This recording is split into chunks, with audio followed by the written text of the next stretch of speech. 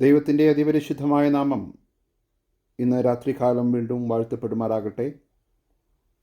വീണ്ടും നിങ്ങളോട് ഒരുമിച്ച് ദൈവത്തിൻ്റെ വചനവുമായി നിൽക്കുവാൻ ദൈവമഴ എൻ്റെ ജീവിതത്തിൽ ഒരുക്കിയ വലിയൊരു അവസരത്തിനായി ഞാൻ ദൈവത്തെ സ്തുതിക്കുകയും വാഴ്ത്തുകയും ചെയ്യുന്നു. 1 പത്രോസ് 2-ാം അധ്യായത്തിൽ നിന്നുമായിരുന്നു നമ്മൾ ചിന്തിച്ചു കൊണ്ടിരുന്നത്. നീതിമാനായി ജീവിക്കുവാൻ ആഗ്രഹിക്കുന്ന ഒരു ക്രിസ്ത്യാനിക്ക് നേരിടേണ്ടി വരുന്ന പ്രയാസങ്ങൾ, പ്രതികൂലങ്ങൾ, അത് എങ്ങനെയാണ് ക്രിസ്തുവിൻ്റെ കഷ്ടാനുഭവവുമായി താരതമ്യപ്പെടുമ്പോൾ നമ്മുടെ ജീവിതത്തിൽ അത് അനുഗ്രഹമായി മാറുന്നതെന്നെല്ലാം നമ്മൾ വിശദമായി കാണുവാനിടയായിത്തീരും. എന്നെ കേൾക്കുന്ന പ്രിയമുള്ള ദൈവമക്കളെ, നമ്മൾ ജീവിക്കുന്ന കാലഘട്ടം വളരെ പ്രയാസകരമേറിയ ഒരു കാലഘട്ടത്തിലാണ് നമ്മൾ ജീവിക്കുന്നത്. അതുകൊണ്ട് തന്നെ എത്രമാത്രം ഗൗരവമായി സഹിഷ്ണുതയോടെ നമ്മളുടെ ഓട്ടം ഓടിത്തികയ്ക്കേണ്ട ആവശ്യം നമ്മുടെ മുമ്പിൽ വച്ചിട്ടുണ്ട്. ആ ഓട്ടത്തിൽ, ആ യാത്രയിൽ നമ്മൾ നേരിടേണ്ടി വരുന്ന പ്രയാസങ്ങൾ, പ്രതികൂലങ്ങളെല്ലാം നമ്മുടെ വിശ്വാസത്തിൻ്റെ ശോധനയാണെന്നുള്ള പൂർണ്ണമായ ബോധ്യത്തോടുകൂടി ക്രിസ്തു നമുക്ക് മുൻപ് അനുഭവിച്ച കഷ്ടങ്ങളെ ധ്യാനിച്ചുകൊണ്ട് നമ്മൾ അതിൽ തികഞ്ഞവരായിത്തീരണം. Praise the lord. ഇതിലൂടെയെല്ലാം ദൈവം നമ്മെ പണിയുകയാണ് എന്നുള്ള ബോധ്യത്തോടെ വീണ്ടും അവൻ്റെ വേലയിൽ നമുക്ക് വർദ്ധിച്ചു വരുന്നവരായി തീരുവാനിടയായിത്തീരട്ടെ. 3-ാം അധ്യായത്തിൻ്റെ 1 മുതൽ 7 വരെയുള്ളതായ വാക്യങ്ങളാണ് ഇന്ന് നമ്മൾ ചിന്തിക്കുവാനായിട്ട് കർത്താവിൽ ശരണപ്പെടുന്നത്. വളരെ പ്രായോഗികമായിട്ടുള്ള ഒരു നിർദ്ദേശത്തിലേക്ക് പത്രോസ് ഇവിടെ നീങ്ങുകയാണ്. 2-ാം അധ്യായത്തിൽ പറഞ്ഞു വന്ന 2-3 കാര്യങ്ങളുടെ അടിസ്ഥാനത്തിൽ തുടർന്ന് പത്രോസ് പറയുന്ന കുടുംബം എന്നുള്ള മനോഹരമായ ഒരു ചിത്രം ഇവിടെ ദൈവമക്കൾക്ക് കൊടുക്കുകയാണ്. 1-ാം അധ്യായത്തിൽ നമ്മൾ കണ്ടു, വളരെ പീഡനത്തിലൂടെ കടന്നു പോകുന്ന സമയത്ത് ചിതറിപ്പാർക്കുന്നവർക്കായി എഴുതിയതായ ലേഖനമാണ്. അപ്പോൾ അവർ മനസ്സിലാക്കേണ്ടതായ ഒരു കാര്യമുണ്ട്. സമൂഹത്തോടുള്ള ബന്ധത്തിൽ നമ്മുടെ ജീവിതം എങ്ങനെയായിരിക്കണം എന്ന് നമ്മൾ വളരെ വ്യക്തമായി മനസ്സിലാക്കുമ്പോൾ തന്നെ കുടുംബത്തിൽ നമ്മളെ എങ്ങനെയായിരിക്കണം നമ്മുടെ നടപ്പ് എന്നുള്ളത് വളരെ വ്യക്തമായിട്ട് പത്രോസൂടെ പറയുകയാണ്. ഇങ്ങനെയാണ് തുടങ്ങുന്നത്: ഭാര്യമാരെ. ഇംഗ്ലീഷിൽ ലൈക്ക് വൈസ് എന്നുള്ള ഒരു പദം കൂടി അവിടെ ആഡ് ചെയ്തിട്ടുണ്ട്. ഇൻ ദ സെയിം വേ. കാരണം 2-ാം അധ്യായത്തിൽ ഭരണാധിപന്മാർക്ക് കീഴ്പ്പെട്ടിരിക്കേണ്ടതിൻ്റെ കാര്യവും ദാസന്മാർ യജമാനന്മാർക്ക് കീഴ്പ്പെട്ടിരിക്കേണ്ട കാര്യവും ഒക്കെ വളരെ വ്യക്തമായിട്ട് പറയുകയും നമ്മളത് കാണുകയും ചെയ്തിട്ടുണ്ട്. അപ്പോൾ ആ ഒരു ഫ്രെയിം വർക്കിൻ്റെ, ആ ഒരു സംവിധാനത്തിൻ്റെ എക്സ്റ്റൻഷനായിട്ടാണ് ഇവിടെ പത്രോസ് പറയുന്നത്. അത് നമ്മൾ വളരെയധികം മനസ്സിലാക്കേണ്ടതായ ഒരു കാര്യമാണ്. അപ്പോൾ നമ്മളെല്ലാം ഈ ലോകത്തിൽ ജീവിക്കുമ്പോൾ ദൈവം വളരെയധികം ഉദ്ദേശത്തോടുകൂടി നമ്മെ ആക്കി വച്ചിരിക്കുന്ന ചില സംവിധാനങ്ങളുണ്ട്. ഇത് താൽക്കാലികമായ സംവിധാനങ്ങളാണെങ്കിൽ പോലും നിത്യമായ ഉദ്ദേശം നമ്മളിലൂടെ സാധിച്ചെടുക്കുവാൻ വേണ്ടി ദൈവം നമ്മെ ആക്കി വച്ചിരിക്കുന്ന ചില സംവിധാനങ്ങൾ, ഗവൺമെൻറ്, അതുപോലെ തന്നെ നമ്മുടെ ഓഫീസ്, അല്ലെങ്കിൽ ഇങ്ങനെയുള്ളതായ കാര്യങ്ങൾ, അവിടെയെല്ലാം നമ്മൾ പാലിക്കേണ്ടതായ ചില മര്യാദകൾ പത്രോസ് വിശദമായിട്ട് പറയുന്നുണ്ട്. എന്നിട്ട് പറയുകയാണ്, അത് അവിടെ മാത്രം ഒതുങ്ങി നിൽക്കുവാനുള്ളതല്ല, അതിനേക്കാൾ ഉദാത്തമായ ഒരു സംവിധാനത്തിലും, പ്രൈസ് ദി ലോർഡ്, നിങ്ങൾ ആ നടപ്പ് പ്രതിഫലിപ്പിക്കേണ്ടതാണ്. Hallelujah. In the same way, in the same way എന്ന് പറഞ്ഞുകൊണ്ട് 2-ാം അധ്യായത്തിൽ പറഞ്ഞിട്ടുള്ള 2 പ്രധാനപ്പെട്ട കാര്യങ്ങൾ അല്ലേ, നമ്മളത് കണ്ടതാണ്. In the same way, honour authority, അതുപോലെ തന്നെ servants be submissive to your masters എന്നൊക്കെ പറഞ്ഞിട്ട് ക്രിസ്തുവാണ് നമ്മുടെ എക്സാമ്പിൾ എന്ന് പറഞ്ഞു വന്നിട്ട് പത്രോസ് പറയുകയാണ് in the same way, in the same വേ. അപ്പോൾ അവിടെയെല്ലാം ഇതിനെയെല്ലാം ഗവേൺ ചെയ്യുന്ന, ഇതിനെയെല്ലാം നിയന്ത്രിക്കുന്ന ഒരു പ്രിൻസിപ്പിൾ അവിടെ ഉണ്ട്. ക്രിസ്തുവിൽ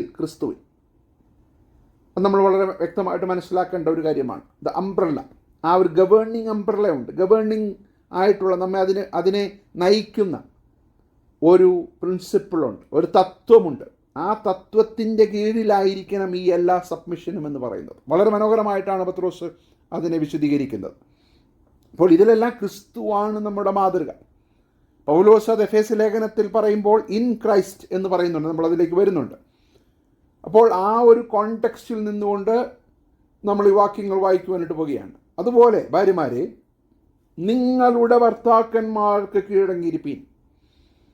അവരിൽ വല്ലവരും വചനം അനുസരിക്കാത്ത പക്ഷം, അല്ലെങ്കിൽ അവിശ്വാസിയായ ഒരു ഭർത്താവ് ഉണ്ടെന്ന് വിചാരിക്കട്ടെ, അല്ലെങ്കിൽ ഭാര്യ ഉണ്ടെന്ന് വിചാരിക്കട്ടെ, വചനം അനുസരിക്കാത്ത പക്ഷം, അല്ലെങ്കിൽ ഒരു പക്ഷേ പിന്മാറ്റത്തിലായിരിക്കുന്ന അവസ്ഥ ഉണ്ടെന്നിരിക്കട്ടെ, ഇങ്ങനെ പലവിധമായ വ്യാഖ്യാനങ്ങൾ നമുക്കത് കൊടുക്കാം. അങ്ങനെയാണെങ്കിൽ നിങ്ങളുടെ ഭയത്തോടുകൂടിയ നിർമ്മലമായ നടപ്പ് അവർ കാണണം. ആര് കാണണം? നിങ്ങളുടെ പാർട്ട്ണർ കാണണം. ഭാര്യമാരെ എന്ന് പറഞ്ഞാണ് പത്രോസ് തുടങ്ങിയെങ്കിലും ഭർത്താക്കന്മാരോടും 7-ാം അധ്യായത്തിൽ പറയുന്നുണ്ട്, 7-ാം വാക്യത്തിൽ പറയുന്നുണ്ട്. അപ്പോൾ ഇത് രണ്ടുപേർക്കും ബാധകമാണ്. അപ്പോൾ നിങ്ങളുടെ നിർമ്മലമായ നടപ്പ്, നിങ്ങളുടെ മറ്റു വ്യക്തികളുടെ അല്ല, നിങ്ങളുടെ നിർമ്മലമായ നടപ്പ് കണ്ടറിയണം. അപ്പോൾ അവരെ എക്സ്പീരിയൻസ് ചെയ്യണം. ഓരോ ദിവസവും അതവർ എക്സ്പീരിയൻസ് ചെയ്തെങ്കിൽ, അടുത്ത വാചകം വളരെ പ്രൊഫൗണ്ടാണ്, വളരെ ശക്തമായ രീതിയിൽ പത്രോസ് പറയുകയാണ്, അവർ വചനം കൂടാതെ തന്നെ ഭാര്യമാരുടെ നടപ്പിനാൽ ചേർന്ന് വരുവാനിടയായിത്തീരും. എന്താണ് പത്രോസ് അവിടെ പറയുന്നത്? ഇംഗ്ലീഷിൽ കുറച്ചുകൂടി ഒരു ഡിഫറെൻ്റ് ആയിട്ടുള്ള ട്രാൻസ്ലേഷൻ ഞാൻ വായിക്കാം. In the same way, you wives submissive to your own husbands, not as an inferior, but out of respect for the responsibilities entrusted to husbands and their accountability to God. എന്താണ് പറയുന്നത്? പുരുഷന്മാർ ദൈവത്തോടുള്ളതായ അക്കൗണ്ടബിലിറ്റിയുടെ ഒരു പ്രതിഫലനം എന്നുള്ള രീതിയിൽ ഭാര്യമാരെ നിങ്ങളുടെ ഭർത്താക്കന്മാർക്ക് നിങ്ങൾ കീഴടങ്ങിയിരിക്കണം. എന്നിട്ട് പറയുകയാണ്, even if some do not obey the word of God, they may be won over to Christ. ക്രിസ്തുവിനായി അവരെ നേടുവാൻ. അപ്പോൾ ഇവിടെ ആ ഒരു മനോഹരമായ ഒരു ഉദ്ദേശം പത്രോസ് ഒളിപ്പിച്ചു വച്ചിരിക്കുകയാണ്, ഒരു നിധി പോലെ. ഇത് നിങ്ങളുടെ നടപ്പ് കണ്ടറിഞ്ഞിട്ട് അവർ ക്രിസ്തുവിങ്കിലേക്ക് ആകർഷിക്കപ്പെടുവാൻ ഇടയാത്തില്ല. വിത്തൗട്ട് ഡിസ്കഷൻ, ഒരുപാട് ആർഗ്യുമെൻ്റ് ഒന്നുമില്ലാതെ, ഒരുപാട് വാഗ്പ്രതിവാദങ്ങളൊന്നുമില്ലാതെ, വാഗ്വാദങ്ങളില്ലാതെ, നിങ്ങളുടെ ആത്മീകമായ ഗോഡ്ലി ലൈഫ്സ്, നിങ്ങളുടെ മനോഹരമായ ക്രിസ്തീയ ജീവിതം, നിങ്ങളുടെ മനോഹരമായ ക്രിസ്തുവിനെ പ്രതിബിംബിക്കുന്ന ജീവിതം കണ്ടിട്ട് പ്രൈസ് ദി ലോർഡ്, അവർ ക്രിസ്തുവിങ്കിലേക്ക് ആകർഷിക്കപ്പെടുവാനിടയായിത്തീരണം. എത്ര മനോഹരമായിട്ടാണ് പത്രോസ് അതിനെ വിശദീകരിക്കുന്നത്. അപ്പോൾ ഒരു കാര്യം വളരെ വ്യക്തമാണ്. കുടുംബം എന്നുള്ളതായ ഒരു യൂണിറ്റ്, കുടുംബം എന്നുള്ളതായ ഒരു സംവിധാനം, അതിനുള്ളിൽ ഒളിഞ്ഞിരിക്കുന്നതായ, അതിനുള്ളിൽ ദൈവം ഒരു മിസ്റ്ററി പോലെ കാത്തു സൂക്ഷിക്കുന്നതായ ഒരുപാട് മർമ്മങ്ങളുണ്ട്. അപ്പോൾ ആ മർമ്മങ്ങൾ പ്രതിഫലിപ്പിക്കുവാൻ, അല്ലെങ്കിൽ ആ മർമ്മങ്ങൾ നമ്മുടെ ക്രിസ്തീയ ജീവിതത്തിൽ കടന്നു വരുവാനായിട്ട് ഉതകുന്നതായ ഒരു നടപ്പ് നമ്മളിലുണ്ടാകുമ്പോൾ, ഈവൻ അവിശ്വാസിയായ ഒരു ഭർത്താവോ ഒരു ഭാര്യയോ അത് കണ്ടറിഞ്ഞിട്ട് ക്രിസ്തുവിങ്കിലേക്ക് ആകർഷിക്കപ്പെടുവാൻ ഇടയായത്തക്ക രീതിയിൽ അത് മനോഹരമായി തീരും. അല്ലേ? 1 പത്രോസ് 2-ാം അധ്യായത്തിൽ നമ്മൾ കണ്ട ഒരു കാര്യമാണ്, നിങ്ങളോ അന്ധകാരത്തിൽ നിന്നും അത്ഭുത പ്രകാശത്തിലേക്ക് നിങ്ങളെ വിളിച്ചവൻ്റെ സൽഗുണങ്ങളെ ഘോഷിപ്പാൻ. അപ്പോൾ ആ സൽഗുണങ്ങളുടെ ആ മനോഹരമായ ഇൻറ്റേർണൽ ക്യാരക്ടറിൻ്റെ പ്രതിഫലനമായി നിങ്ങൾ കുടുംബത്തിൽ ജീവിക്കുമ്പോൾ നിങ്ങളുടെ പാർട്ട്ണർ അത് കാണുവാനിടയായിത്തീരുകയും, അധികം വാഗ്വാദങ്ങളില്ലാതെ, അധികം സംസാരിക്കാതെ, വചനം കൂടാതെ തന്നെ അവർ ക്രിസ്തുവിനെ നിങ്ങളിൽ കാണുവാനിടയായിത്തീരും. Price the lord. അപ്പോൾ നമ്മൾ ഓരോരുത്തരും സൃഷ്ടിക്കപ്പെട്ടത് കർത്താവിൻ്റെ ഇമേജിലാണ്. പൗലോസ് അപ്പോസ്തലൻ അതിനെ മനോഹരമായിട്ട് വിശദീകരിക്കുന്ന മറ്റൊരു ഭാഗത്തിലേക്ക് നിങ്ങൾ ശ്രദ്ധ തിരിക്കുകയാണ്. എഫെസ്യ ലേഖനം 5-ാം അധ്യായം 21 മുതൽ 32 വരെയുള്ളതായ വാക്യങ്ങൾ നമുക്ക് വളരെ സുപരിചിതമായ വാക്യമാണ്. അതെല്ലാം ഞാൻ ഇപ്പോൾ വായിക്കുന്നില്ല, നമുക്ക് ഓരോന്നും പിന്നീട് വായിക്കാം. ഭാര്യമാരെ കർത്താവിനെന്ന പോലെ സ്വന്തം ഭർത്താക്കന്മാർക്ക് കീഴടങ്ങുവേ. അപ്പോൾ ഇവിടെയും ആ സ്വന്തം ഭർത്താവ് എന്നുള്ളതായ പദം വരുന്നുണ്ട്, അതിലേക്ക് ഞാൻ വരുന്നുണ്ട്. അപ്പോൾ ക്രിസ്തു ശരീരത്തിൻ്റെ രക്ഷിതാവായി സഭയ്ക്ക് തലയാകുന്നത് പോലെ ഭർത്താവ് ഭാര്യയ്ക്ക് തലയാകുന്നു. അപ്പോൾ ക്രിസ്തു ശരീരത്തിൻ്റെ രക്ഷിതാവായ സഭയ്ക്ക് എങ്ങനെയാണ് തലയാകുന്നത് പോലെ ഭർത്താവ് ഭാര്യയ്ക്ക് തലയാകുന്നു. സഭ എങ്ങനെയാണ് ക്രിസ്തുവിന് കീഴടങ്ങിയിരിക്കുന്നത് പോലെ ഭാര്യമാരും ഭർത്താക്കന്മാർക്ക് ക്രിസ്തുവിൽ സകലത്തിനും കീഴടങ്ങിയിരിക്കണം. അപ്പോൾ എന്താണ് ഇവിടെ പറഞ്ഞു വരുന്നത്? ദൈവസഭ ഒരു നിർമ്മല കന്യകയായി നമ്മുടെ അരുമനാഥനുമായ ക്രിസ്തുവുമായി വിവാഹം നിശ്ചയം ചെയ്തിരിക്കുന്നു. അല്ലെങ്കിൽ നമുക്കൊരു വിവാഹം വരുവാനായിട്ടുണ്ട്. അപ്പോൾ ആ പ്രതിബിംബത്തെ സൂചിപ്പിക്കുന്ന കുടുംബം എന്ന സംവിധാനത്തിൽ ഭാര്യമാർ ഭർത്താക്കന്മാരെ ക്രിസ്തുവിൽ അനുസരിക്കുവാനിടയായിത്തീരണം. Price the Lord.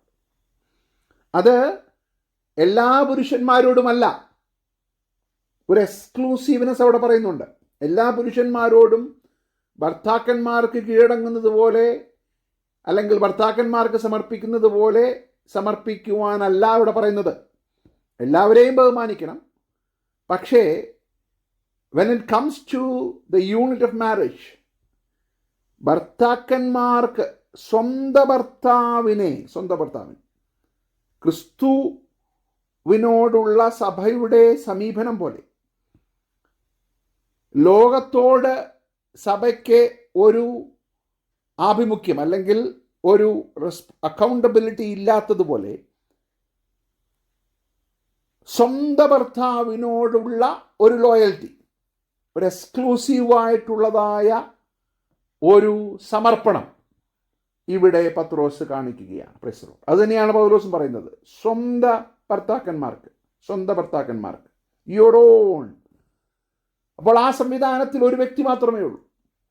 ക്രിസ്തുവും സഭയുമായുള്ള ബന്ധത്തിൽ വേറെ ആരുമില്ല. മൂന്നാമതൊരു പാർട്ടിക്ക് അവിടെ ബന്ധമില്ലാത്തതുപോലെ ഇവിടെ പത്രോസ് പറയുകയാണ്, നിങ്ങളും നിങ്ങളുടെ പാർട്ട്ണറും തമ്മിലുള്ളതായ ബന്ധത്തിൽ നിങ്ങൾ മാത്രമേ ഉള്ളൂ. സ്വന്തം ഭർത്താക്കന്മാർക്ക് കീഴടങ്ങിയിരിപ്പീൻ. എന്നിട്ട് അതിൻ്റെ ആ മർമ്മം പറയുന്നത് എഫേസ്യ ലേഖനം 5-ാം അധ്യായത്തിൻ്റെ 31-32 വാക്യങ്ങളാണ്. 32-ാമത്തെ വാക്യത്തിലാണ് ഈ മർമ്മം വലിയതാണ്.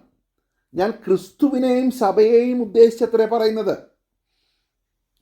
അപ്പോൾ ക്രിസ്തുവിനെയും സഭയെയും ഉദ്ദേശിച്ച് പറയുന്ന ഈ കാര്യം പത്രോസ് പറയുകയാണ്, നിങ്ങൾ സ്വന്തം ഭർത്താക്കന്മാർക്ക് കീഴടങ്ങിയിരിക്കണം. പൗലോസും അതുതന്നെയാണ് പറയുന്നത്. പക്ഷേ പൗലോസ് അതിൻ്റെ ആത്മീകമായ അർത്ഥം കൂടി വ്യാഖ്യാനിച്ചുകൊണ്ട് ഇവിടെ പറയുകയാണ്, നിങ്ങളും അങ്ങനെ തന്നെ. എങ്ങനെ തന്നെ? ക്രിസ്തുവും സഭയുമായുള്ള ബന്ധം പോലെ തന്നെ ഓരോരുത്തരും താൻ്റെ ഭാര്യയെ തന്നെ പോലെ തന്നെ സ്നേഹിക്കണം. ഭാര്യയോ ഭർത്താവിനെ ഭയപ്പെടേണ്ടതാകുന്നു. അപ്പോൾ ഈ വാക്യത്തിൻ്റെ അടിസ്ഥാനത്തിൽ കുടുംബത്തിൽ ഭാര്യമാർ തങ്ങളുടെ ഭർത്താക്കന്മാർക്ക് വളരെ എക്സ്ക്ലൂസീവായിട്ടുള്ള ഒരു ബന്ധമാണ് ഇവിടെ പത്രോസ് സ്ഥാപിക്കുന്നത്. Price the lord. അപ്പോൾ നമുക്കറിയാം, പിതാവായ ദൈവം ഈ വിവാഹം അല്ലെങ്കിൽ കുടുംബം എന്ന യൂണിറ്റ് ഉൽപ്പത്തി പുസ്തകത്തിൽ രൂപകൽപ്പനകൾ കൊടുത്തപ്പോൾ അതും വളരെ എക്സ്ക്ലൂസീവായിട്ടുള്ളൊരു ബന്ധത്തിലായിരുന്നു, അല്ലേ? ഉൽപ്പത്തി പുസ്തകം നമുക്കറിയാവുന്ന ഭാഗമാണ്. ഉൽപ്പത്തി പുസ്തകം 2-ാം അധ്യായം 18-ാം വാക്യത്തിൽ നമ്മൾ കാണുന്നത് മനുഷ്യൻ ഏകനായിരിക്കുന്നല്ല. ആദാം മാത്രമുള്ളപ്പോൾ ആദാമിൻ്റെ വാരിയലിൽ നിന്ന് ദൈവം മനോഹരമായ രീതിയിൽ ഹൗവയെ സൃഷ്ടിക്കുകയാണ്. എന്നിട്ട് ഇതെൻ്റെ this is now bone of my bones and flesh of my flesh. She will be called woman, for she was taken out of man. അപ്പോൾ that's why a man leaves his father and mother and is united to his wife and they become one flesh. അപ്പോൾ വളരെ ഒരു ദേഹമായി തീരുകയാണ്, ഒരു ദേഹിയായി തീരുകയാണ്. One on one റിലേഷൻഷിപ്പാണ് അവിടെ. ഇത് തന്നെയാണ് മത്തായി സുവിശേഷം 19-ാം അധ്യായത്തിൽ ഡിവേഴ്സിനെ കുറിച്ച് പറഞ്ഞപ്പോൾ കർത്താവ് പറഞ്ഞ കാര്യം. Therefore a man shall leave his father and his mother and hold fast to his wife, and the two shall become one. So they are no longer two. അവർ രണ്ടല്ല, അവർ ഒന്നത്രേ. അതുകൊണ്ട് ദൈവം യോജിപ്പിച്ചതിനെ, what therefore God has joined together, let not man separate. Praise the Lord. ദൈവം യോജിപ്പിച്ചതിനെ മനുഷ്യർ എന്ത് ചെയ്യരുത്, വേർപിരിക്കരുത്. എന്താണ് അത് പറഞ്ഞതിൻ്റെ അർത്ഥം? ദൈവം മനോഹരമായ ഒരു ഉദ്ദേശത്തോടു കൂടി യോജിപ്പിച്ചതായ ഈ യൂണിറ്റിനെ, ഈ സംവിധാനത്തെ താൽക്കാലികമായ കാരണങ്ങൾ കൊണ്ട് മനുഷ്യർ എന്ത് ചെയ്യരുത്, വേർപിരിക്കരുത്. ഇത് മനുഷ്യനായിട്ട് രൂപകൽപ്പന ചെയ്യപ്പെട്ടതായ ഒരു സംവിധാനമല്ലാത്തത് കൊണ്ട് മനുഷ്യരുടെ ആഗ്രഹപ്രകാരവും മനുഷ്യരുടെ നടപ്പ് പ്രകാരവും ലോകത്തിൻ്റെതായ സംവിധാനവും അനുസരിച്ച് ഇതിനെ ട്രീറ്റ് ചെയ്യരുത്. Price the lord. അപ്പോൾ ഇത് ദൈവത്താൽ സ്ഥാപിക്കപ്പെടുകയും ദൈവത്തിൻ്റെ മനസ്സിൽ ഒരു വ്യക്തിക്ക് ഒരു വ്യക്തി എന്നുള്ള രീതിയിൽ മനോഹരമായ രീതിയിൽ ദൈവം സംവിധാനം ചെയ്ത ഈ കുടുംബമെന്ന ആത്മീകം അർത്ഥം ഉൾക്കൊള്ളുന്ന ഈ സംവിധാനത്തിൽ ഭാര്യമാരെ, പ്രൈസ് ദി ലോർഡ്, അങ്ങനെയായിരിക്കണം ഈ വാക്യം വായിക്കേണ്ടത്. ഭാര്യമാരെ, അങ്ങനെയുള്ളതായ ഈ സംവിധാനത്തിൽ, ദൈവത്താൽ സ്ഥാപിക്കപ്പെട്ട ഈ സംവിധാനത്തിൽ നിങ്ങളുടെ ഭർത്താക്കന്മാർ, എങ്ങനെ ഹൗവ ആദാമിൽ നിന്നും വന്നതുപോലെ ഇൻസെപ്പറബിൾ ആയിട്ടുള്ളതായ ഒരു സംവിധാനത്തിൻ്റെ ഭാഗമായി അവർ വന്നു, അതുപോലെ അത് ദൈവത്താൽ നടത്തപ്പെട്ടതുപോലെ ഈ യൂണിറ്റിൽ, ഈ സംവിധാനത്തിൽ ഭാര്യമാരെ നിങ്ങളുടെ ഭർത്താക്കന്മാർക്ക് കീഴടങ്ങിയിരിപ്പിൻ. അപ്പോൾ അങ്ങനെ നിങ്ങൾ ചെയ്യുമ്പോൾ അവരിൽ വല്ലവരും വചനം അനുസരിക്കാത്ത പക്ഷം ഭയത്തോടുകൂടി നിങ്ങളുടെ നിർമ്മലമായ നടപ്പ് കണ്ടറിഞ്ഞിട്ട് വചനം കൂടാതെ ഭാര്യമാരുടെ നടപ്പിനാൽ ചേർന്ന് വരുവാനിടയായിത്തീരും. അപ്പോൾ ആ യൂണിറ്റിനെ പ്രിസർവ് ചെയ്യുവാൻ എത്ര മനോഹരമായിട്ടാണ് പത്രോസ് ഇവിടെ പറയുന്നത്. Price the Lord. 1 കൊരിന്ത്യർ 7-ാം അധ്യായത്തിലും പൗലോസ് ഇതിനെക്കുറിച്ച് വിശദീകരിക്കുന്നു. 1 കൊരിന്ത്യർ 7-ാം അധ്യായം 13 മുതലുള്ള വാക്യങ്ങൾ ഇങ്ങനെ തന്നെ: അവിശ്വാസിയായ ഭർത്താവുള്ള ഒരു സ്ത്രീയും അവൻ അവളോടുകൂടെ പാർപ്പാൻ സമ്മതിക്കുന്നെങ്കിൽ ഭർത്താവിനെ ഉപേക്ഷിക്കരുത്. അവിശ്വാസിയായ ഭർത്താവ് ഭാര്യ മുഖാന്തരം വിശദീകരിക്കപ്പെടും, അവിശ്വാസിയായ ഭാര്യ സഹോദരൻ മുഖാന്തരം വിശദീകരിക്കപ്പെട്ടുമിരിക്കുന്നു. അല്ലെങ്കിൽ നിങ്ങളുടെ മക്കൾ അശുദ്ധർ എന്ന് വരും, ഇപ്പോഴും അവർ വിശുദ്ധരാകുന്നു. അവിശ്വാസി വേർപിരിയുന്നെങ്കിൽ പരിയട്ടെ, ഈ വകയിൽ സഹോദരനോ സഹോദരി ജീവിതത്തിലായിരിക്കുന്നില്ല. എന്നാൽ സമാധാനത്തിൽ ജീവിപ്പാൻ ദൈവം നമ്മെ വിളിച്ചിരിക്കുന്നു.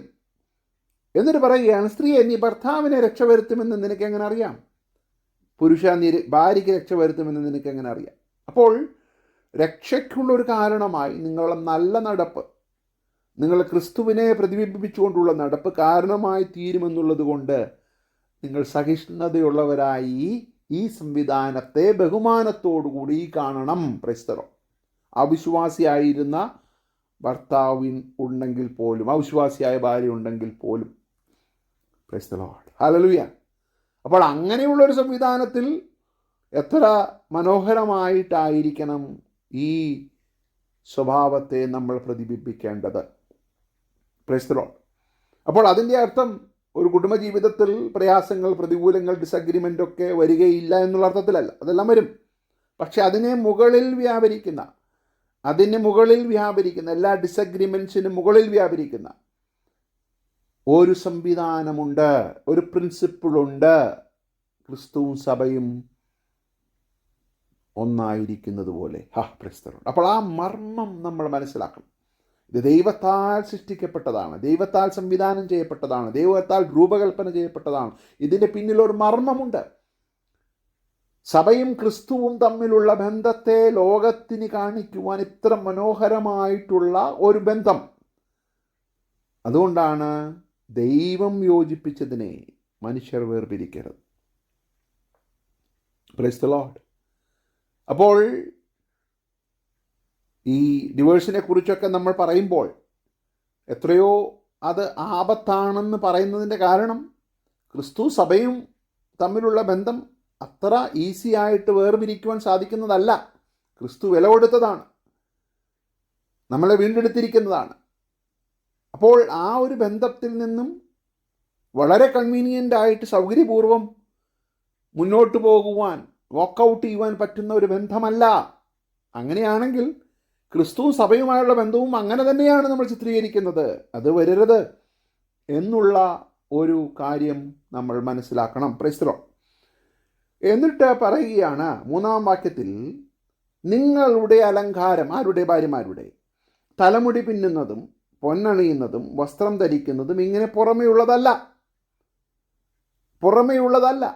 പുറമെയുള്ള കാര്യങ്ങളല്ല സഹോദരിമാരുടെ ഭംഗി അല്ല.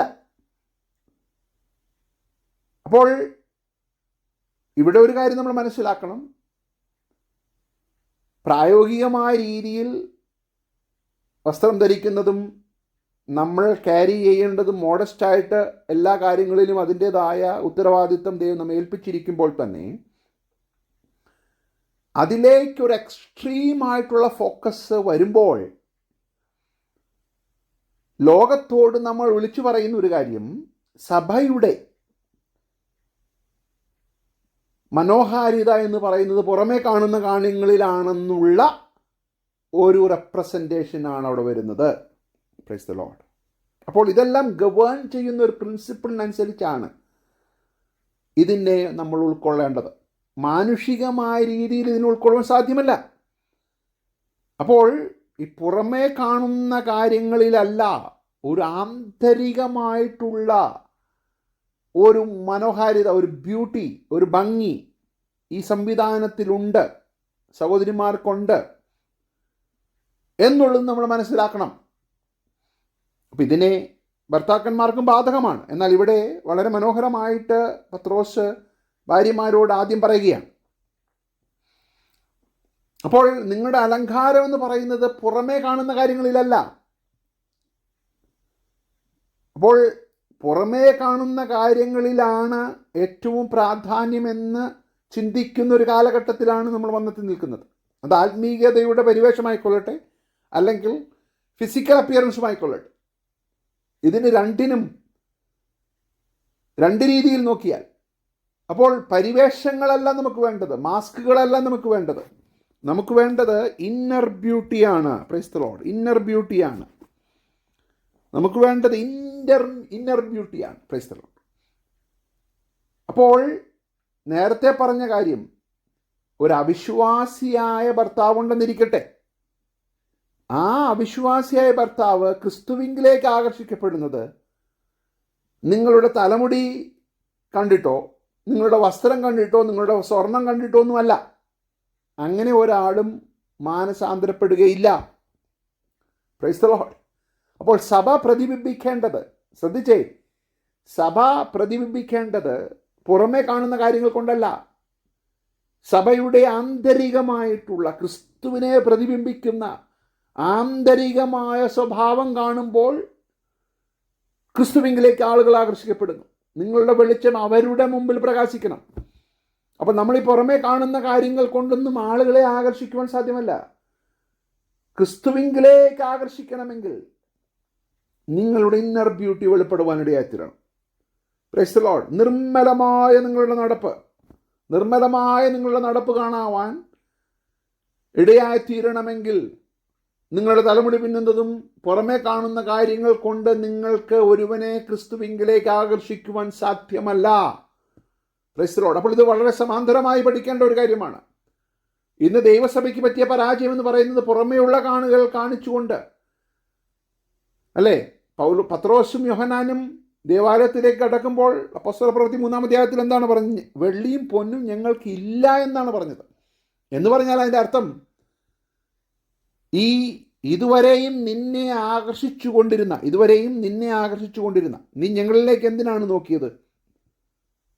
ക്രിസ്തുവിനെ കാണുവാനല്ല നോക്കിയത്. നീ ഞങ്ങളിലേക്ക് നോക്കിയത് പണം കിട്ടുവാനാണ്.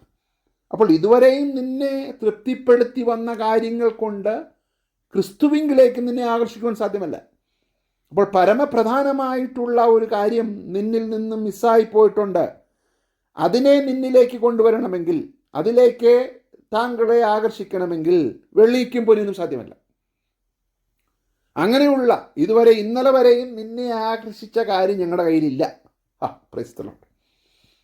അതായിരിക്കണം സഭയുടെ പ്രഖ്യാപനം. നീ ആഗ്രഹിക്കുന്നെല്ലാം ഞങ്ങളിൽ ഉണ്ട് എന്ന് പറഞ്ഞ് പ്രലോഭനങ്ങൾക്ക് വഴങ്ങി ഒരു വ്യക്തിയെ ക്രിസ്തുവിലേക്ക് കൊണ്ടുവരാൻ സാധ്യമല്ല. അപ്പോൾ ഒരു കാര്യം നമ്മൾ മനസ്സിലാക്കണം, വിവാഹം കുടുംബജീവിതത്തിൻ്റെ യൂണിറ്റിൽ പോലും ലോകപ്രകാരം ആഗ്രഹിക്കുന്ന കാര്യങ്ങളുടെ അടിസ്ഥാനത്തിലല്ല ഒരു ഭർത്താവ് ഒരു ഭാര്യയിൽ ആകർഷിക്കപ്പെടേണ്ടത്, ക്രിസ്തുവിങ്കിലേക്ക് ആകർഷിക്കപ്പെടേണ്ടത്. കുടുംബത്തിൻ്റെ ഭദ്രത ഇന്റേണൽ ബ്യൂട്ടിയിലാണ്. Hallelujah, praise the lord. അപ്പോൾ പുറമേ കാണുന്ന കാര്യങ്ങളുടെ അടിസ്ഥാനത്തിൽ ഈ ബന്ധം ദൃഢമായി മുന്നോട്ട് പോകുകയില്ല. പ്രായം കൂടുമ്പോൾ, നമുക്കറിയാവുന്ന പ്രായോഗികമായ കാര്യമാണ്, പ്രായം കൂടുമ്പോൾ നമ്മുടെ പുറമെയുള്ള ഭംഗി ക്ഷയിച്ചു വരികയാണ്. എന്നാൽ ഈ ബന്ധം നിലനിൽക്കേണ്ടത്, ഈ കവണന്റ് നിലനിൽക്കേണ്ടത് ആന്തരികമായ ബ്യൂട്ടിയിലാണ്. Price the Lord. എന്ന് പറയുന്നത് പോലെ ക്രിസ്തു സഭയുമായുള്ള ബന്ധം പുറമേ കാണുന്ന കാര്യങ്ങൾ കണ്ടുകൊണ്ടല്ല ക്രിസ്തു നമ്മെ സ്നേഹിച്ചത്. നമ്മളോ ശത്രുക്കളായിരിക്കുമ്പോൾ, പാപികളായിരിക്കുമ്പോൾ, ഇസ്രായേൽ പൗരതയോട് സംബന്ധമില്ലാത്ത നമ്മെ ക്രിസ്തുവിങ്കിലേക്ക് അവൻ നമ്മെ വേർതിരിച്ചു. എങ്ങനെ? തൻ്റെ രക്തം നമുക്ക് വേണ്ടി നൽകി. Hallelujah, praise the lord. അപ്പോൾ ഈ ബന്ധം ഓരോ ദിവസം കഴിയുന്തോറും വർദ്ധിച്ചുകൊണ്ടിരിക്കുകയാണ്. വർദ്ധിച്ചു വരണമെങ്കിൽ വർദ്ധിച്ചു വരുന്ന ഒരു കാര്യത്തിൻ്റെ അടിസ്ഥാനത്തിലായിരിക്കണം ഈ ബന്ധം വർദ്ധിച്ചു വരേണ്ടത്. അല്ല, ഫെയ്ഡായി പോകുന്ന ഒരു കാരണത്തിൻ്റെ അടിസ്ഥാനത്തിൽ ബന്ധം വർദ്ധിപ്പിക്കാൻ സാധ്യമല്ല. മനസ്സിലാവുന്നുണ്ടോ? അപ്പോൾ ആന്തരികമായ ബ്യൂട്ടി കുറഞ്ഞു വരികയില്ല. ആന്തരികമായ ബ്യൂട്ടി, നമ്മുടെ ഇന്നർ മനുഷ്യൻ ക്രിസ്തുവിനെ പോലെ ആയി വരുമ്പോൾ ഈ ബന്ധത്തിൻ്റെ ദൃഢത വർദ്ധിച്ചുകൊണ്ടേയിരിക്കും. എത്ര മനോഹരമാണ്. അപ്പോൾ പുറമേയുള്ള കാര്യത്തിൻ്റെ അടിസ്ഥാനത്തിലാണ് ഈ ബന്ധം സ്ഥാപിക്കപ്പെട്ടിട്ടുണ്ടെങ്കിൽ അത് കുറഞ്ഞുകൊണ്ടേയിരിക്കും. ഇവിടെ പത്രോസ് പറയുകയാണ്, കുറഞ്ഞുകൊണ്ടിരിക്കുന്നതായ കാര്യത്തിൻ്റെ അടിസ്ഥാനത്തിലല്ല ഈ ബന്ധം നിലനിൽക്കേണ്ടത്, കൂടിക്കൊണ്ടിരിക്കുന്ന മനോഹരമായിട്ടുള്ള ആന്തരികമായ ബ്യൂട്ടിയുടെ അടിസ്ഥാനത്തിലായിരിക്കണം ഈ ബന്ധം നിലനിൽക്കേണ്ടത്. കാരണം ഇത് ദൃഢതയിൽ നിന്നും ദൃഢതയിലേക്ക് വളരേണ്ടതായ ഒരു ബന്ധമാണ്. കാരണം അതിനെ ഓവറാർച്ചിങ് പ്രിൻസിപ്പിളായി നിൽക്കുന്നത് ക്രിസ്തുവും സഭയുമായുള്ള ബന്ധമാണ്. Price the Lord. എത്ര മനോഹരമായിട്ടാണ് പത്രോസ് ഇതിനെ എക്സ്പ്ലെയിൻ ചെയ്തിട്ടുള്ളത്. 4-ാം വാക്യത്തിൽ പറയുകയാണ്, നിങ്ങളുടെ അലങ്കാരം തലമുടി പിന്നുന്നതും പൊന്നണിയുന്നതും വസ്ത്രം ധരിക്കുന്നതും ഇങ്ങനെയുള്ള പുറമേ ഉള്ളതല്ല. അല്ല അല്ല അല്ല പിന്നെന്താണ്? സൗമ്യതയും സാവധാനതയും ഉള്ള മനസ്സെന്ന അക്ഷയഭൂഷണമായ ഹൃദയത്തിൻ്റെ ഗൂഢമനുഷ്യൻ തന്നെ ആയിരിക്കണം. അത് ദൈവസന്നിധിയിൽ വിലയേറിയതാകുന്നു. എന്താണ് പത്രോസ് പറയുന്നത്? ഞാനതിനെ ഇംഗ്ലീഷിൽ ഒന്നുകൂടി വായിക്കാം. ബട്ട് ലെറ്റ് ഇറ്റ് ബി, മനസ്സിലാകുന്ന ഒരു version, but let it be the inner beauty of the hidden person of the heart with the imperishable quality and unfading charm of the gentle and peaceful spirit. One that is calm and self-controlled, not over-anxious, but serene and spiritually mature. എന്താണ്? സൗമ്യതയും സാവധാനതയുമുള്ള മനസ്സ്. അപ്പോൾ നമ്മുടെ മനസ്സിനെ അക്ഷയഭൂഷണമായ ഹൃദയത്തിൻ്റെ ഗൂഢമനുഷ്യൻ, praise the Lord, the inner beauty of the hidden person of the heart, നമ്മുടെ ആത്മീക മനുഷ്യൻ. praise the Lord. ആത്മീക മനുഷ്യൻ, ആ മനുഷ്യൻ്റെ റിഫ്ലക്ഷൻ ആയിരിക്കണം നമ്മുടെ ജീവിതം. ആ മനുഷ്യനെ പരിപോഷിപ്പിക്കുന്നതായിരിക്കണം നമ്മുടെ ജീവിതം. അത് ദൈവസന്നിധിയിൽ വിലയേറിയതാകുന്നു. അത് what is more important in the presence of God? That's what we need to focus. അവിടെയാണ് നമ്മൾ ശ്രദ്ധ കേന്ദ്രീകരിക്കേണ്ടത്. അപ്പോൾ സൗമ്യതയും സാവധാനതയുമുള്ള ഒരു മനസ്സ്, സെൽഫ് കൺട്രോളുള്ള, സമാധാനം ആഗ്രഹിക്കുന്ന, ക്രിസ്തുവിൻ്റെ സ്വഭാവം പ്രതിഫലിപ്പിക്കുന്ന, അതിനെ പ്രായോഗികമായി നമ്മൾ കാണണമെങ്കിൽ ഗലാത്യ ലേഖനം 5-ാം അധ്യായത്തിൽ കണ്ടാണ് ആത്മാവിൻ്റെ ഫലം. ആ ഫലം പുറപ്പെടുവിക്കുന്ന സ്നേഹം, സന്തോഷം, സമാധാനം, ദയ, പരോപകാരം, വിശ്വസ്തത, ഇന്ദ്രിയജയം, അല്ലേ? അങ്ങനെയുള്ള അക്ഷയഭൂഷണമായ ഹൃദയത്തിൻ്റെ കൂടെ മനുഷ്യൻ. പ്രൈസ്തലോ. സ്നേഹവും സമാധാനവും സന്തോഷവും ദയയും പരോപകാരവും വിശ്വസ്തതയും ഇന്ദ്രിയജയും ഒക്കെ ഓരോ ദിവസവും പ്രതിഫലിപ്പിക്കുന്ന അക്ഷയഭൂഷണമായ ഹൃദയത്തിൻ്റെ കൂടെ മനുഷ്യൻ തന്നെയായിരിക്കണം. അങ്ങനെ നമ്മൾ പ്രതിഫലിക്കുമ്പോഴാണ് ഒരുവൻ ക്രിസ്തുവിലേക്ക് ആകർഷിക്കപ്പെടുന്നത്. ക്രിസ്തുവോട് എന്നെ കേൾക്കുന്ന ദൈവമക്കളെ, നമ്മുടെ ജീവിതം ഇന്നൊരു പരിശോധന വിധേയമാക്കേണ്ട ദിവസമാണ്. ക്രിസ്തു, നമ്മൾ അങ്ങനെയുള്ളതായ സ്വഭാവം നമ്മളിലുണ്ടോ? ആത്മാവിനെ അനുസരിച്ചാണോ നമ്മൾ ജീവിക്കുന്നത്? ഈ ആത്മാവിനെ അനുസരിച്ച് നടക്കുക എന്ന് പറഞ്ഞാൽ നമ്മുടെ ആക്ഷൻസ് മാത്രമല്ല, നമ്മുടെ റിയാക്ഷൻസും അത് പ്രതിഫലിപ്പിക്കും, അല്ലേ? ഏതൊരു റിയാക്ഷനും ഇൻഡിപെൻഡൻ്റ് ആയിട്ട് എടുത്താൽ അതൊരു ആക്ഷനാണ്, അല്ലേ? പലപ്പോഴും നമ്മൾ പറയാറുള്ളൊരു കാര്യം ഞാനൊരു ഉദാഹരണത്തിലൂടെ പറയാം. സഹോദര സഹോദരി, എന്തുകൊണ്ടാണ് താങ്കൾ അങ്ങനെ പ്രതികരിച്ചത് എന്ന് നമ്മൾ ചോദിക്കുമ്പോൾ ആദ്യമായി മറുപടി വരുന്നത് ആ മറുഭാഗത്തുള്ള വ്യക്തി പ്രതികരിച്ചതുകൊണ്ടാണ് ഞാൻ പ്രതികരിച്ചത് എന്നാണ്. അങ്ങനെ നോക്കുമ്പോൾ മറുഭാഗത്തുള്ള വ്യക്തിയുടെ പ്രതികരണത്തെ നമ്മളൊന്ന് മാറ്റിവെച്ചാൽ നമ്മുടെ പ്രതികരണം എങ്ങനെയായിരിക്കും? Price the lord. അപ്പോൾ എല്ലാ റിയാക്ഷനും ഒരു ആക്ഷൻ തന്നെയാണ്, അല്ലേ? അപ്പോൾ എങ്ങനെയായിരിക്കണം നമ്മൾ പ്രതികരിക്കേണ്ടത് എന്നുള്ളതിൻ്റെ അടിസ്ഥാനം മറ്റൊരാളുടെ ആക്ഷനെ അടിസ്ഥാനപ്പെടുത്തിയാണെങ്കിൽ നമ്മുടെ ക്രിസ്തീയ ജീവിതം പരാജയപ്പെടും. Price the Lord. ഒരു വൃക്ഷം ഫലം പുറപ്പെടുവിക്കുന്നത് ആരാണ് തൻ്റെ അടുത്ത് വരുന്നതിൻ്റെ അടിസ്ഥാനത്തിലാണോ? അല്ല. ഇന്ന വ്യക്തി വരുമ്പോൾ ഈ ഫലം, മറ്റൊരു വ്യക്തി വരുമ്പോൾ മറ്റൊരു ഫലം എന്നുള്ളതല്ല ഒരു വൃക്ഷത്തിൻ്റെ ഐഡൻറ്റിറ്റി. മാവിൽ നിന്ന് മാങ്ങ വരുമ്പോൾ ആരെല്ലാം തന്നെ സമീപിച്ചാലും മാവിന് മാങ്ങ തന്നെയാണ് കൊടുക്കാനുള്ളത്. അയ്യോ, എന്നെ സ്നേഹിക്കാത്തൊരു വ്യക്തിയാണ് പറിക്കാൻ വരുന്നതെങ്കിൽ അവന് മുള്ളു കൊടുക്കും എന്ന് പറയുവാൻ മാവിന് സാധ്യമല്ല. ഞാനൊരു എക്സാമ്പിൾ പറയുക. എന്ന് പറയുന്നത് പോലെ മറ്റുള്ളവരുടെ പ്രതികരണത്തിനനുസരിച്ച് നമ്മുടെ പ്രതികരണം മാറുകയാണെങ്കിൽ നമ്മുടെ ഇൻഡിവിജ്വാലിറ്റി വളരെയധികം ഡേഞ്ചറിലാണ്. ഹല്ലേലൂയ. അപ്പോൾ ക്രിസ്തുവിൻ്റെ സ്വഭാവം എന്ന് പറയുന്നത് മറ്റുള്ളവൻ്റെ പ്രതികരണം അനുസരിച്ചല്ല. Price the Lord. ഇപ്പോൾ നമ്മളെ ഒരാൾ എന്തെങ്കിലും ചെയ്തു എന്ന് വരിക, നമ്മളോട് ഒരാൾ എന്തെങ്കിലും പറഞ്ഞു, പക്ഷെ ആ ആളിനെ കാണാൻ സാധിച്ചില്ലെങ്കിൽ നമ്മുടെ പ്രതികരണം എങ്ങനെയായിരിക്കും? കണ്ടാൽ നമ്മുടെ പ്രതികരണം എങ്ങനെയായിരിക്കും, അല്ലേ? ആരാണ് പറഞ്ഞതെന്ന് നമ്മളോട് അറിയാതെ വരുമ്പോൾ നമ്മൾ പ്രതികരിക്കാൻ വളരെ ഡിഫറെൻ്റ് ആയിരിക്കും. എന്നാൽ ആരാണെന്ന് അറിഞ്ഞാൽ ഉടനെ ഉണ്ടാകുന്നൊരു പ്രതികരണം ഉണ്ടല്ലോ, അത് വ്യത്യസ്തമായിരിക്കും. അപ്പോൾ ഞാൻ പറഞ്ഞു വരുന്നത്, മറ്റൊരാളുടെ പ്രതികരണത്തിൻ്റെ അടിസ്ഥാനത്തിലായിരിക്കരുത് നമ്മുടെ പ്രതികരണം. നമ്മുടെ എല്ലാ നടപ്പും പ്രതികരണവും ക്രിസ്തുവിൻ്റെ സ്വഭാവത്തിൻ്റെ അടിസ്ഥാനത്തിലായിരിക്കും.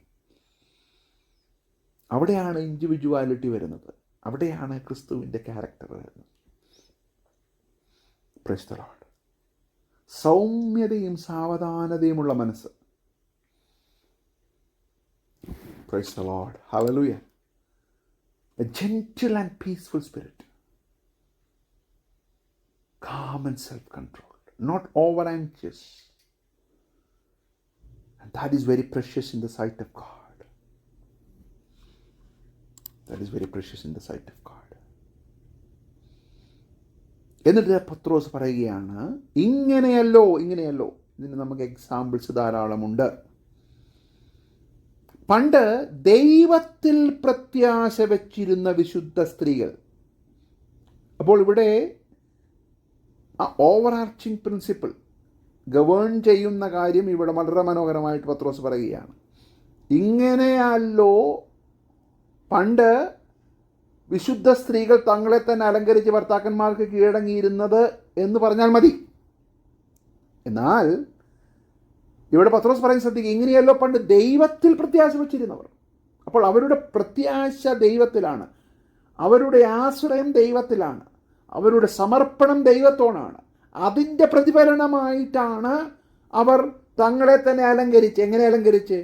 പുറമെ കാണുന്ന കാര്യങ്ങൾ കൊണ്ടല്ല, മറിച്ച് സൗമ്യതയും സാവധാനതയും മനസ്സെന്ന അക്ഷയഭൂഷണമായ ഹൃദയത്തിൻ്റെ കൂടെ മനുഷ്യൻ എന്നുള്ള അലങ്കാരം അവർ ധരിച്ച് ഭർത്താക്കന്മാർക്ക് കീഴടങ്ങിയിരിക്കുവാൻ ഇടയായിത്തീർന്നതിൻ്റെ കാരണം അവർ ദൈവത്തിൽ പ്രത്യാശ വെച്ചതുകൊണ്ടാണ്. Price the lord. അപ്പോൾ ദൈവത്തിൽ പ്രത്യാശയില്ലാത്ത വിശുദ്ധ സ്ത്രീകൾ തങ്ങളെ തന്നെ അലങ്കരിക്കുന്നത് അല്ലെങ്കിൽ ഇമ്പോർട്ടൻസ് കൊടുക്കുന്നത് ബാഹ്യമായ കാര്യങ്ങളിലും പിന്നീട് ഒരു കോൺഫ്ലിക്റ്റിലുമായിരിക്കും. എന്നാൽ ഇവിടെ ദൈവത്തിൽ പ്രത്യാശ വച്ചിരുന്ന വിശുദ്ധ സ്ത്രീകൾ, പ്രൈസ് ദി ലോർഡ്, അപ്പോൾ ദൈവത്തിലുള്ള പ്രത്യാശ, ദൈവത്തിലുള്ള ആശ്രയം. For in this way the former times the holy women who hoped in God used to adorn themselves, എങ്ങനെ നേരത്തെ പറഞ്ഞതുപോലെ, with a gentle and peaceful spirit, being submissive to their own husbands. അവിടെയും അവരുടെ ഭർത്താക്കന്മാർക്ക്. അപ്പോൾ ഇങ്ങനെയുള്ളതായ മനോഹരമായ മനസ്സെന്ന അക്ഷയഭൂഷണമായ ഹൃദയത്തിൻ്റെ ഗൂഢമനുഷ്യനെ പ്രതിബിംബിക്കുന്ന വിശുദ്ധ സ്ത്രീകൾ ഇങ്ങനെ ചെയ്യാനായിട്ടൊരു കാരണമുണ്ട്, അവർ ദൈവത്തിൽ പ്രത്യാശ വെച്ചു. അപ്പോൾ ഇതിനെല്ലാം അടിസ്ഥാനമെന്ന് പറയുന്നത് ഗോഡ്, ക്രിസ്തുവിനോടുള്ള നമ്മുടെ ആശ്രയം, ബഹുമാനം, അതിൽ നിന്നും ഉരുത്തിരിഞ്ഞു വരേണ്ടതാണ് താഴോട്ടുള്ളത്. ഹല്ലേലൂയ. ഇത് തന്നെയായിരിക്കണം നമ്മുടെ ഗവർണേഴ്സിനോടും അല്ലെങ്കിൽ 2-ാം അധ്യായത്തിൽ പറഞ്ഞിട്ടുള്ളതായ സംവിധാനങ്ങളോടുമുള്ള നമ്മുടെ പ്രതികരണം. ഇതെല്ലാം ഗവേൺ ചെയ്യേണ്ടത്, ഇതിനെയെല്ലാം നിയന്ത്രിക്കേണ്ടത് ക്രിസ്തുവുമായിട്ടുള്ള നമ്മുടെ ബന്ധമാണ്. Price the lord. ഹല്ലേലൂയ. ദൈവത്തോടുള്ള ബന്ധം, അപ്പോൾ ദൈവവുമായിട്ടുള്ള ബന്ധമുള്ള ഒരു വ്യക്തിക്ക്, ഒരു സഹോദരിക്ക്, ഒരു സഹോദരന് ക്രിസ്തുവിനെ പ്രതിബിംബിക്കുവാൻ തൻ്റെ കുടുംബ ജീവിതത്തിൽ സാധിക്കും. എത്ര മനോഹരമായിട്ടാണ് പത്രോസ് ഇതിനെ വിശദീകരിക്കുന്നത്. ഇങ്ങനെയല്ലോ എന്നിട്ട് പറയുന്ന ഒരു എക്സാമ്പിൾ. അങ്ങനെ സാറ അബ്രഹാമിനെ യജമാനൻ എന്ന് വിളിച്ച് അനുസരിച്ചിരുന്നു. സാറ ഇവിടെ എക്സാമ്പിളാണ് ഇവിടെ പത്രോസ് പറയുന്നത്. നന്മ ചെയ്ത് യാതൊരു ഭീഷണിയും പേടിക്കാതിരുന്നാൽ നിങ്ങൾ അവളുടെ മക്കളായിത്തീർന്നു. അപ്പോൾ സാറ അബ്രഹാമിനെ കീഴ്പ്പെട്ടതുപോലെ, and you have become her daughters if you do what is right without being frightened by any fear. അപ്പോൾ ഭയത്തിന് കീഴ്പ്പെടാതെ ദൈവത്തിൽ ആശ്രയിച്ച് അക്ഷയഭൂഷണമായ ഹൃദയത്തിൻ്റെ ഗൂഢമനുഷ്യൻ എന്നുള്ള ആ സൗമ്യതയും സാവധാനയുമുള്ള മനസ്സിൻ്റെ അലങ്കാരം ഏറ്റെടുത്ത വിശുദ്ധ സ്ത്രീകൾ അവരുടെ ഭർത്താക്കന്മാർക്ക് ക്രിസ്തുവിൽ കീഴടങ്ങിയിരിക്കുന്നു. അവർ നന്മ ചെയ്യത് യാതൊരു ഭീഷണിയും അവർക്ക് പേടിയില്ല. അബ്രഹാമിനോടുകൂടി ഇറങ്ങി തിരിച്ച സാറ, വാഗ്ദത്തത്തിനായി സമർപ്പിച്ച സാറ, എബ്രായ ലേഖനം 11-ാം അധ്യായത്തിൽ സാറയെക്കുറിച്ചും പറയുന്നുണ്ട്. Price the Lord. സാറയെക്കുറിച്ച് പറയുന്നുണ്ട് അല്ലേ? എത്ര മനോഹരമായിട്ടാണ് എബ്രായ ലേഖന കർത്താവ് അവിടെ പറയുന്നത്. അതിനുള്ള കാരണമെന്ന് പറയുന്നത് വിശുദ്ധ സ്ത്രീകൾ ക്രിസ്തുവിനോടുള്ളതായ സ്നേഹത്തിൽ അവർ അതിനെ കാത്തു സൂക്ഷിച്ചു. Price the Lord. എബ്രായ ലേഖനം 11:11 പറയുന്നത്, വിശ്വാസത്താൽ സാറയും വാഗ്ദത്തം ചെയ്തവനെ വിശ്വസ്തനെന്നെണ്ണുകയാൽ. ആരെ? ദൈവത്തെ വിശ്വസ്തനെന്നെണ്ണുകയാൽ. ഹല്ലേലൂയ. അങ്ങനെ തന്നെ സാറ അബ്രഹാമിനെ യജമാനൻ എന്ന് വിളിച്ച് അനുസരിച്ചിരുന്നു. ദൈവത്തിൽ പ്രത്യാശ വെച്ച സാറ. അതുതന്നെയാണ് ഇവിടെ എബ്രായലേഖന കർത്താവ് പറയുന്നത്. വിശ്വാസത്താൽ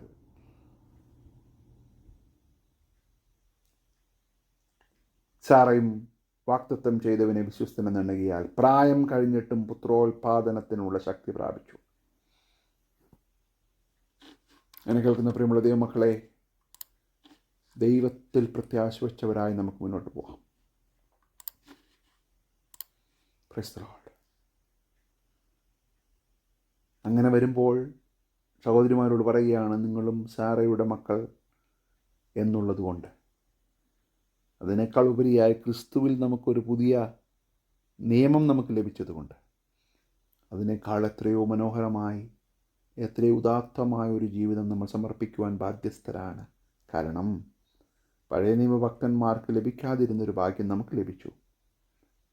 നമുക്ക് മുമ്പിൽ മാതൃകയോടെ ജീവിച്ച് മരിച്ച് ഉയർത്തെഴുന്നേറ്റ കർത്താവാണ് നമ്മുടെ മാതൃക. അവരെല്ലാം അത് വിശ്വാസത്താൽ കണ്ടവരാണ്. നമ്മൾ ക്രൂശിൻ്റെ മറുഭാഗത്ത് നിൽക്കുമ്പോൾ മനോഹരമായ ഈ കാഴ്ചപ്പാട് നമുക്ക് ലഭിക്കുകയാണ്. സഭ എന്ന മനോഹരമായ മർമ്മം നമുക്ക് മുമ്പിൽ വെളിപ്പെട്ടു. പഴയ നിയമഭക്തന്മാർക്ക് അതില്ലാതെ ഇരുന്നപ്പോൾ പോലും അവർ ദൈവത്തെ ഭയപ്പെട്ട് ദൈവത്തിൽ ആശ്രയിച്ച് അവർ കീഴടങ്ങിയിരുന്നത് പോലെ എത്രയോ അധികമായി ക്രിസ്തുവിനെ പ്രതിബിംബിക്കുന്ന നമ്മൾ ഈ സംവിധാനത്തിൽ സമർപ്പിക്കപ്പെടേണ്ടവരാണ്. Praise the lord. 7-ാം വാക്യത്തിൽ പത്രോസ് പറയുകയാണ്, അങ്ങനെ തന്നെ ഇങ്ങനെ മോൾ പറഞ്ഞതുപോലെ തന്നെ, നിങ്ങളതിൽ നിന്നും എക്സ്ക്ലൂഡഡ് അല്ല. അങ്ങനെ തന്നെ ദ സെയിം വേ.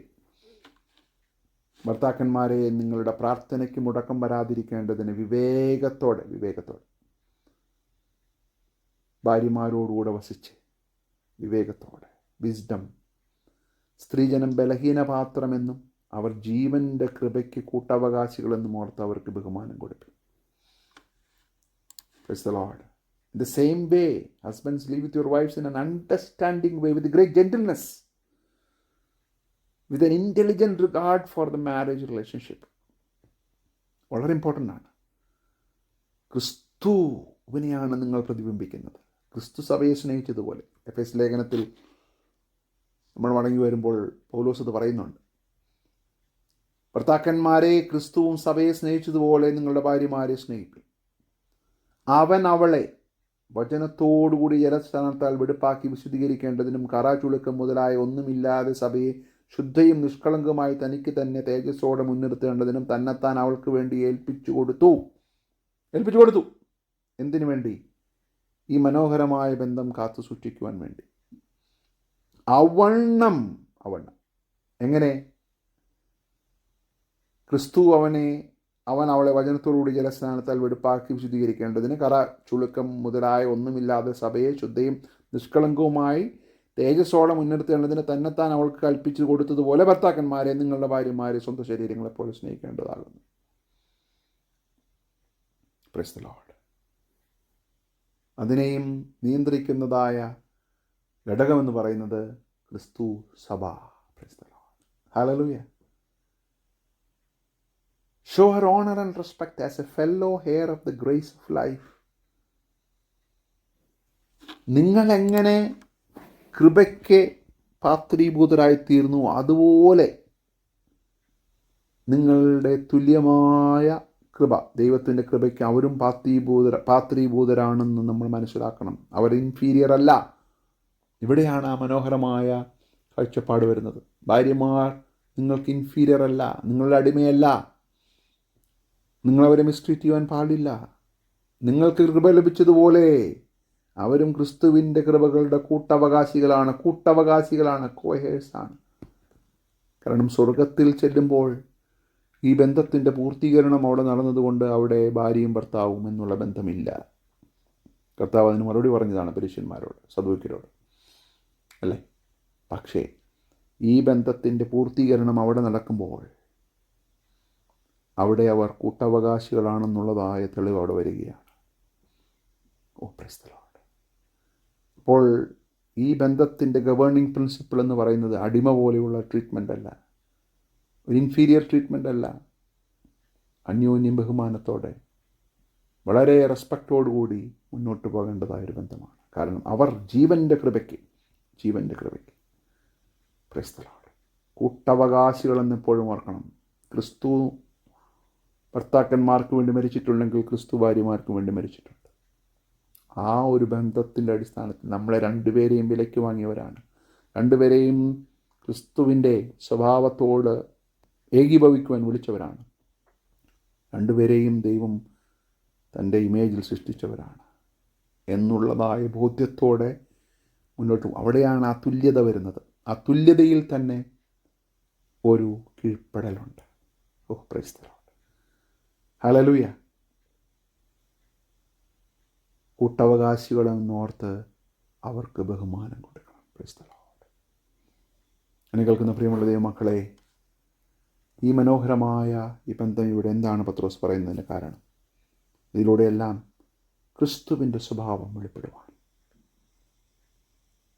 അനേകർ ക്രിസ്തുവിലേക്ക് ആകർഷിക്കപ്പെടുവാൻ ഈ സംവിധാനത്തിലൂടെ ആയിത്തീരണം. കാരണം ഇത് ഭാവിയിൽ നടക്കുവാനിരിക്കുന്ന മനോഹരമായ വിവാഹത്തിന്, ആ ബന്ധത്തിൻ്റെ ഒരു നിഴലാണ്. Price the Lord. ആ നിഴലിൽ നമ്മൾ ജീവിക്കുമ്പോൾ യഥാർത്ഥ പൊരുളായ ക്രിസ്തുവും സഭയുമായിട്ടുള്ള ബന്ധത്തിൻ്റെ അടിസ്ഥാനം നമ്മൾ മനസ്സിലാക്കി ആ ഒരു റിഫ്ലക്ഷനിൽ വേണം നമ്മൾ ജീവിക്കുവാൻ. അപ്രകാരം മാതൃകയുള്ള ഒരു ക്രിസ്ത്യ ജീവിതം നയിപ്പാനായിട്ട് ദൈവം നമ്മെ സഹായിക്കട്ടെ എന്ന് പ്രാർത്ഥിച്ചുകൊണ്ട് ഞാൻ എൻ്റെ വാക്കുകൾ വിരമിക്കുന്നു. ദൈവം നമ്മെ അനുഗ്രഹിക്കുമാറാകട്ടെ.